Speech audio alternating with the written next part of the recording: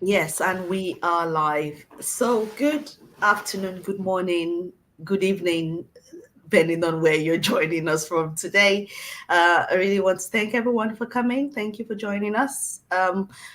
My name is Tutu Popola, and I have here with me the wonderful Shirley Ann Jones.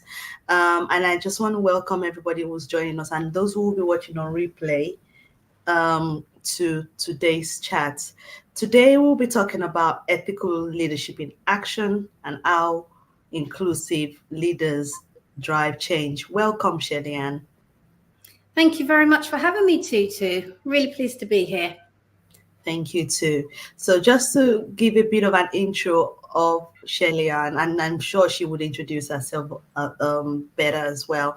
So, Shellyan Jones is the founder of SJ EduCoach Limited, and she has over 30 years leadership.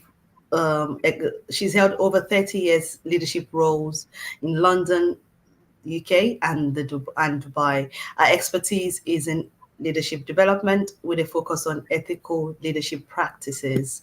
And today she's here to talk to us about ethical leadership in action and how inclusive leaders drive change. So thank you very much for coming, Shirley Ann. Thank you for having me, Tutu. So at the moment, we're just having a quick chit chat. Shellyanne and myself are just having a quick chit chat before we went live, and she's just informed me that she's abroad. So I'm in the UK, and today is very cold, very wet, and very. And Shellyanne is abroad. Do you want to tell us where you are? I'm in Dubai at the moment, enjoying what is now becoming a cooler climate, cooler than usual. So it's not cool, but it's cooler than usual. Really pleasant. Oh, lovely. I mean, I'm not jealous at all. I'm not jealous at all. So, but yes, we're here. This is the beauty of technology. We can be across different continents and still be able to have, wonderful conversations like this. So, Shelly Ann, we've put out the topic inclusively about ethical leadership in action and also how Mhm. inclusive leaders drive change. And I just want to start for somebody listening, they might ask the question, who is an ethical leader? Are you able to paint us a picture of who that is? Okay, I'll do my best. So I would say an ethical leader is somebody that is fully grounded, strong moral compass, and they believe in truth, they believe in honesty, and they live that ethos, in everything that they do. As a leader, you are at the front, people are following you, and therefore you need to set the tone for what is to be. What do you want your school or organization to represent? So an ethical leader would be somebody that is really grounded in doing the right thing Mm, and making sure that you create an environment where everybody is included, feel wanted, feel they belong, and feel that they have a voice. okay, thank you for that. You said something around values. So it sounds to me like an ethical leader has a strong value system. Now, if we look at that in itself, in an organization where they're leading, what happens when the values of the individual does not necessarily match with the value of the organization? And I say this because sometimes we see that companies say these are our values, this is who we are. They've taken Mhm. the time to think about, not all companies but most, they've taken the Mm. time to think about what values best represent them. And now if you have a leader in such organization who's come on board and they have there's a slight difference between the values of the organization and the value of the leader. Where do they stand in that kind of situation? Where is there a possible clash? Is there a way to merge both? What would you say is the best way to approach such situations? And I suppose, Tutu, that would depend on how that situation manifested. But certainly, if it was something that happened that went against the grain and the values of the company, and as a result of that, people were negatively impacted, then it's a conversation. It's most definitely a conversation, and it doesn't need to be a difficult conversation. But we always have those kind of conversations and ground them in facts. What was said, how it was said, when it was said, who to, what was the impact of that, knowingly or unknowingly. So it's a conversation to correct whatever has gone wrong, and then to realign and for everyone to adjust. Okay, that sounds fine, should I say, in principle. And then also, I would imagine that a leader would not take on a role in an organization where the values are completely removed from who they are as a person or from their own personal values. It might not be an exact match, but it wouldn't be so different that it would be counter their own personal values and beliefs, I would think. Yeah. That's probably another way to look at it. So when we say ethical leadership, are we able to distinguish between, and between ethical leadership and from other traditional leadership models? Because one might argue that all leaders should be ethical. Whether that's true whether that's true in reality or not is a different conversation altogether. But how does it differ from I don't know. I think we dropped out there, didn't we? Sorry? Your question. I think I just dropped out there. It did on mine anyway. Sorry. Okay, so just to repeat the question is, how does ethical leadership differ from traditional leadership, from other traditional leadership models? Because some might argue that they don't understand why we're talking about ethical leadership, because all leaders should be ethical in one way or another. Would you agree with that, or do you think that there's a slight difference? For me personally, it's a human thing. It isn't a leadership thing. But when you first asked me to talk about inclusion, I wanted to be clear that I'm not an EDI expert, but I do know right from wrong. Yes. And I have been on both sides of the right from wrong in the workplace environment. And I know the damage that it can do when performance perhaps at times becomes the driving force for a company, and the ethics of how we treat people. And that's my focus in talking about ethical leadership. It's about people, the way people interact, and perhaps some leaders interact with their employees. Yes. I do believe is always ethical. And that's my distinction, because the people that work best in my space are ethically sound, and I refer commonly to like bossy bosses. That's a phrase that I would, when I'm trying to explain to younger people about the difference between the type of leader that I like to work with and the other leaders. I think I could explain to a 10-year-old that a bossy boss is not the easiest person to work with, and we can always get results. My standards are high as a leader, but there are ways that you can get the same result without hurting people, without hurting their feelings, making sure that you're mindful, making sure that you are aware of who's in the room. And I'm not just talking about our differences in terms of gender and religion. But I mean in terms of how we are. Yeah.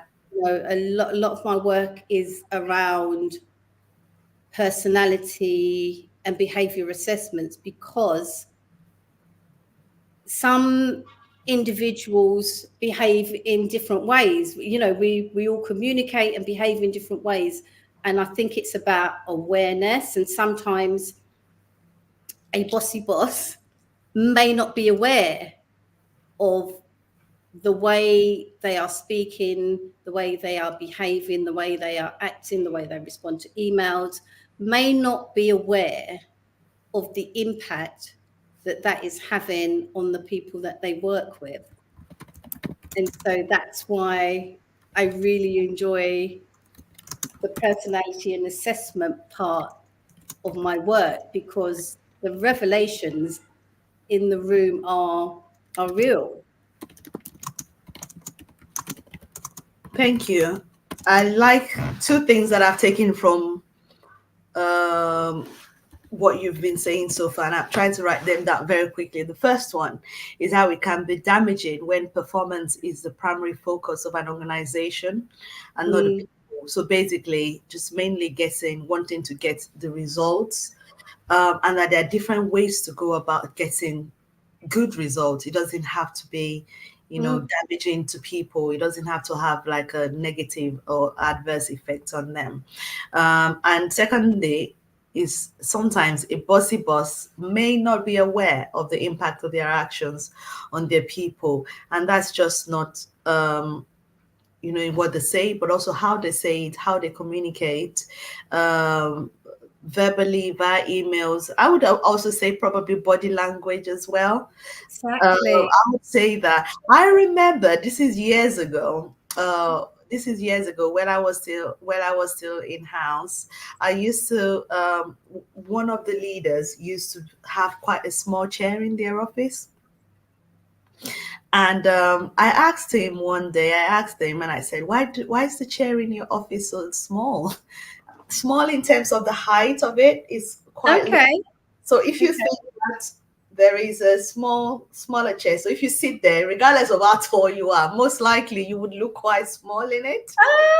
And I was very curious about this, and I asked him, why do you have a small chair in your office? Why not just the standard like office chairs that when people come in they can sit and be comfortable? Say, oh well, because I don't want people to spend a lot of time when they come into my office.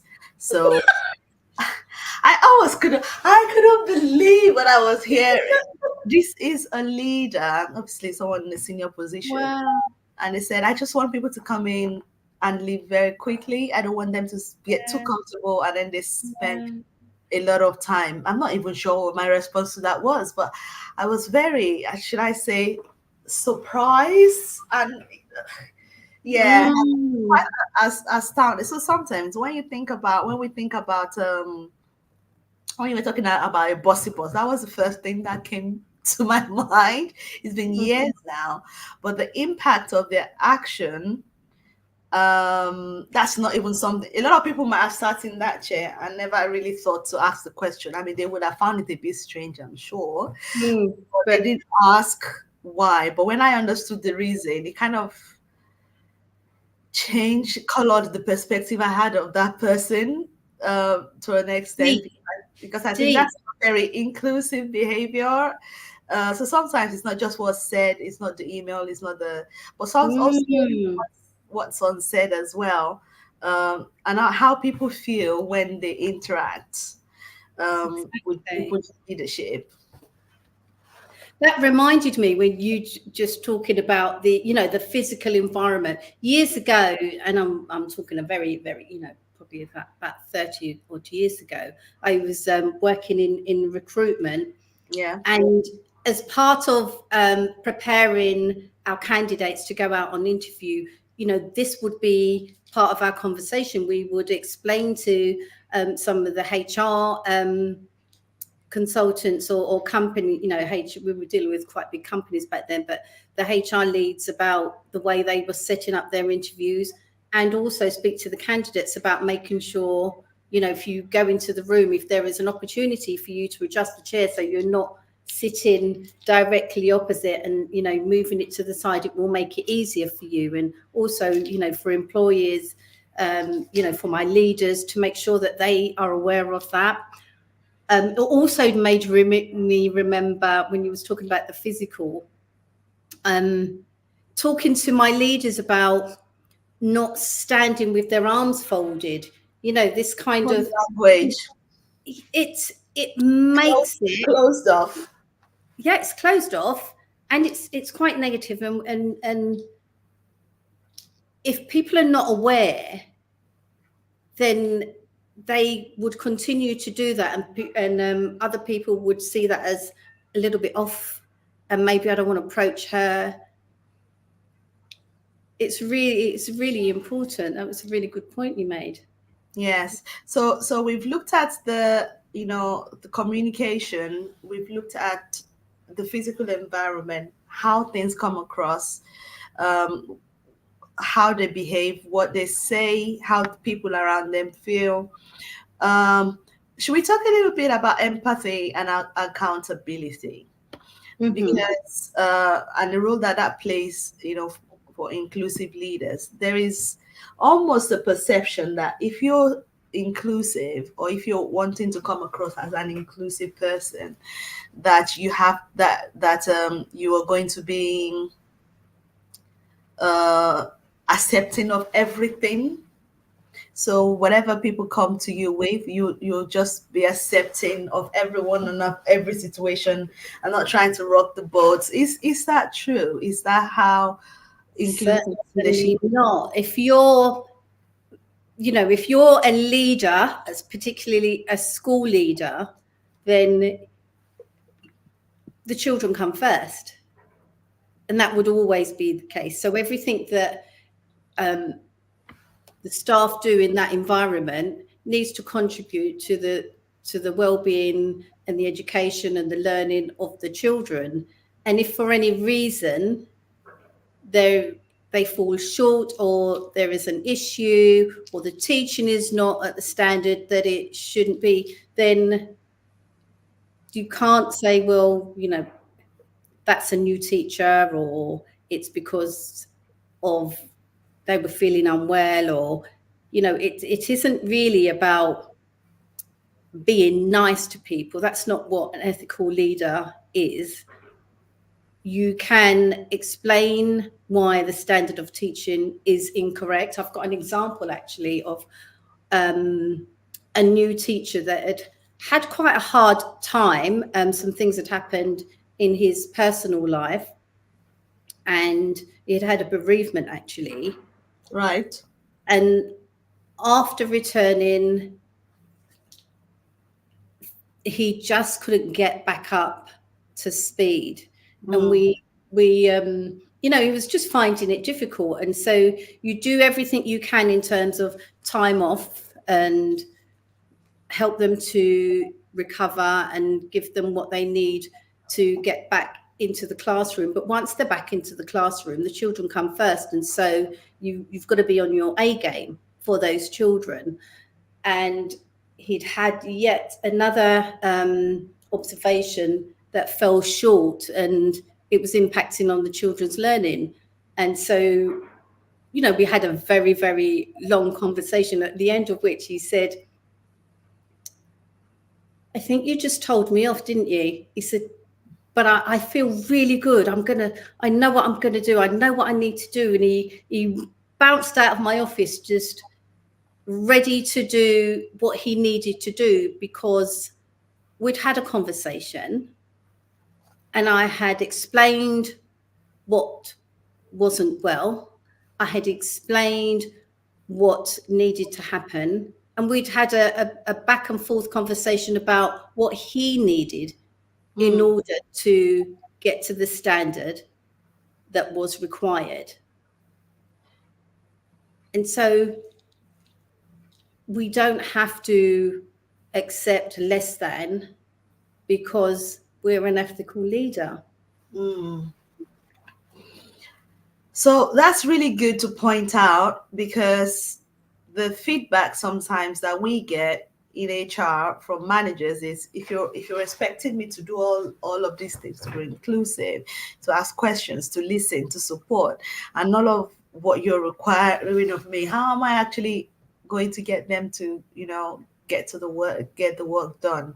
And we sometimes, depending on the personalities involved, have a hard time explaining that actually part of your role is to do all of these things in addition to whatever the operational requirements are, and also to look at what that individual needs, and not just going straight for, okay, let's get the work done, because you find that you'll get more out of people once you've taken the time to actually listen and evaluate what they're saying. You don't have to agree with everything. But part of your role, part of the ethical bit and being inclusive, is that you've actually taken the time to listen, and then you've decided together the best way forward to be able to move forward. So it's not about, so just to reiterate, it's not about agreement on everything, because that in itself it would be very difficult to do. You would not be able to manage any situation in that way at all. So it's just finding the right balance. It can be very difficult to do, though. Would you agree, Shellyanne? I think it can be difficult if you bring emotions into those kinds of conversations. I think when you're clear about the facts and you explain what impact that action has had, you've got to steer the conversation so that it's factual and we are not bringing feelings into the room. A standard is a standard. For in the teaching world, we're very clear about what good teaching looks like and when children are not learning, and those things cannot be debated. If you've looked at a lesson, when I train all my leaders, when we're looking at lessons, we're not making judgment throughout the observation. What we're doing is we're keeping a time log of events. Who said what, who did what was that child doing over there when you was over there with that child? It's facts. It was 10 minutes in the room before any of the children spoke. It's a fact. So here we have a classroom that isn't interactive. That's a fact because you spoke for 10 minutes. Yeah. How does this translate in like the beyond the educational sector, though, if you're going to look at within like corporate environments, corporate businesses? I would imagine that I would probably say that the standards are similar. And a lot of the times the problems that we face is that leaders sometimes want to wing it.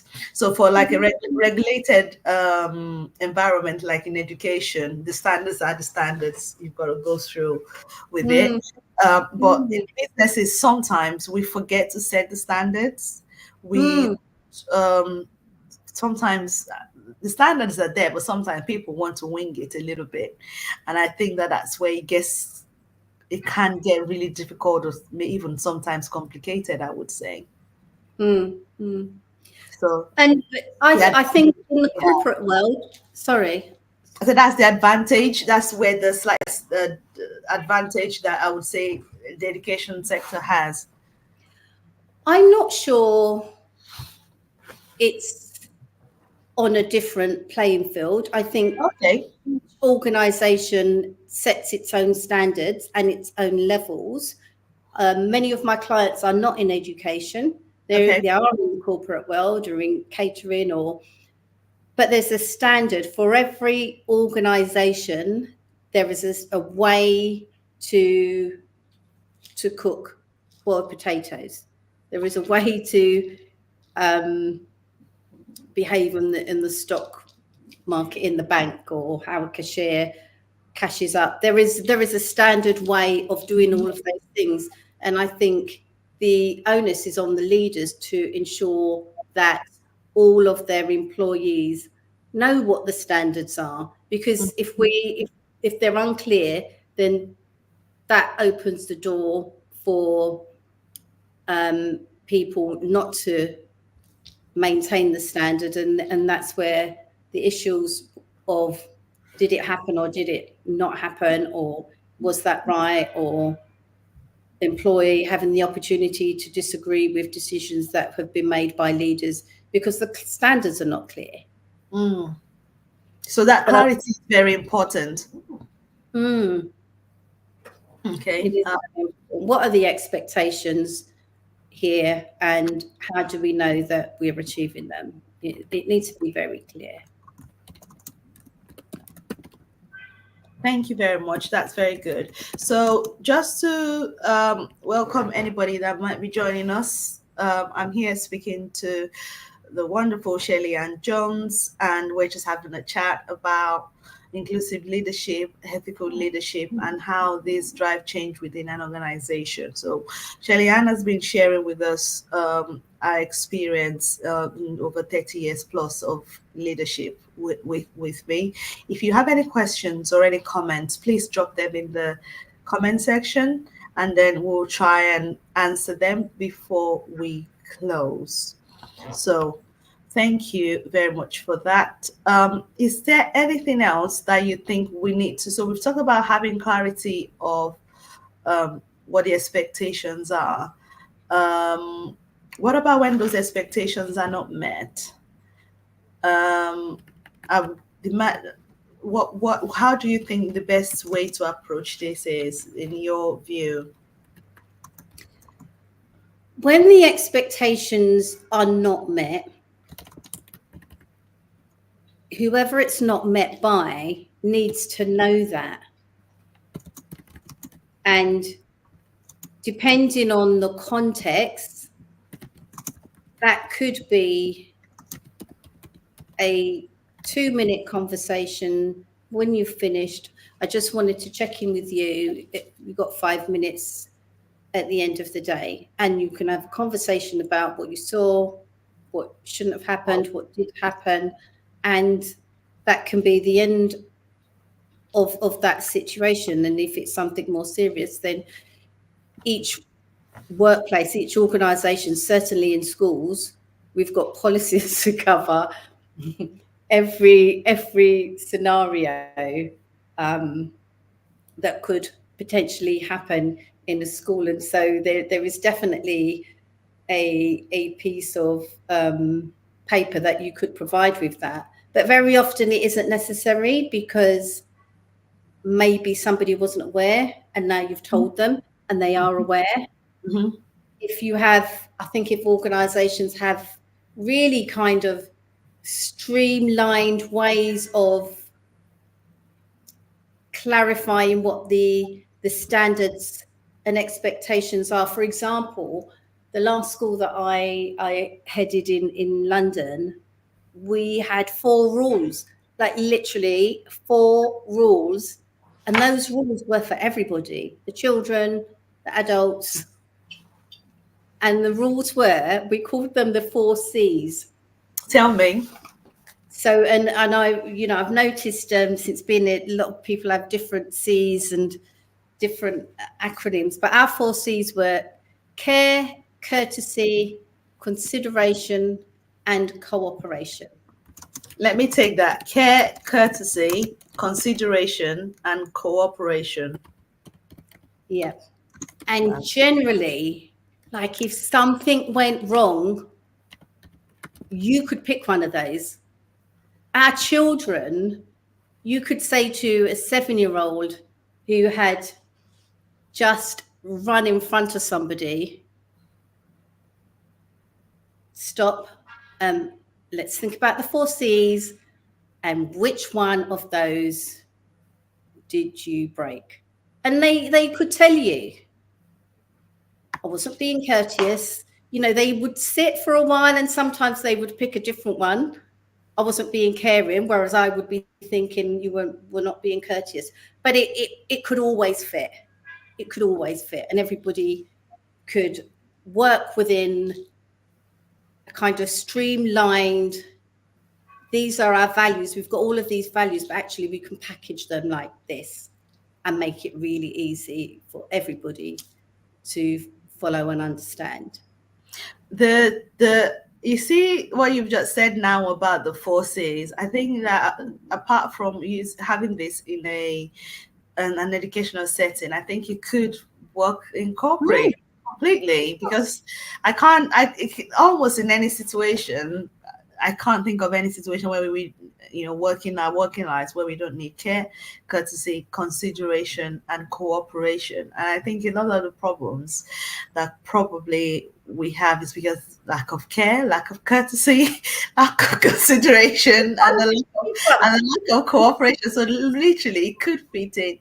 It literally could fit in anywhere. Exactly. So thank you very much for sharing that. I have a feeling I'm going to be using that from myself. So if anyone has any questions, please pop them in the chat, and I would I'll bring them up on the screen so that Shelly-Ann can answer. So before we wrap up, is there anything that you would want us to take away from today's conversation? I feel like we've already covered a lot. Is there 1 or 2 things that you would like us to hold on to from today? I'd say 1 would definitely be about voice, making sure that everybody has a voice. It doesn't mean that everybody can have an opinion that then goes into your policy and then becomes how you practice. That's not what I mean. What I mean is that at all levels, in a school, for example, we have a school development plan, which is a rolling program. Companies all have their KPIs. Everybody needs to know what their role within that is and how they can contribute. And from the children to the parents to the teachers, the site supervisors, the cooks and the chefs in the kitchen, like, there is going to be in your development plan something in there that everybody can contribute to. Non-teaching staff, teaching staff, everybody needs to know what the plan is, and you don't have to give them everybody the whole document, but you can give them pieces of that, your objectives and your goals, and ask them, what role can you play in helping us to achieve this? They then also have the opportunity to discuss anything they don't understand or might be difficult for them, but it's given people a voice, and it's given, in a school, you've got children with school council, they're doing mentoring, they're running debate clubs, just giving people the opportunity to speak and perhaps sometimes disagree with what's in front of them, but just knowing how to have that conversation is really important. Okay, so there is room for disagreement, but there is also, they should be allowed to, but you need to know how to handle those conversations when they come up. Exactly. Okay, so I've put the first one on the screen in case anybody is following, for those that are following us. And I've also added the other one, people should be allowed to disagree, and knowing how to handle those conversations is part of the role of a leader. So, well, I think we've come to the end of our conversation today, and I've really enjoyed speaking to you, Shelly-Ann. And I want to thank you for saying yes, when you were invited to come and join us. I just want to thank you, and I've really enjoyed speaking to you. Thank you too. I've really enjoyed speaking to you too. It's been really interesting. Thank you for the conversation. You're welcome. So if you're watching this on replay, please look in the comment section or in the show notes. You will be able to see Shelly Ann's contact details where you can find out a little bit more information about her as well. That would be in the show notes. So please reach out to Shelly Ann directly if you have any questions around ethical leadership, inclusive leadership, especially if you're within the education sector as well. She is an expert, over 30 years of experience. You can't buy that. So there's some things you can learn, and there's some things you can only learn by experience. So I believe that you would be able to get that from her. So thanks to everybody who has followed us so far. I appreciate your time as well. And yes, I hope we see you again soon, some other time. Bye, everyone. Thank you. Thanks, Tutu. Bye. Bye.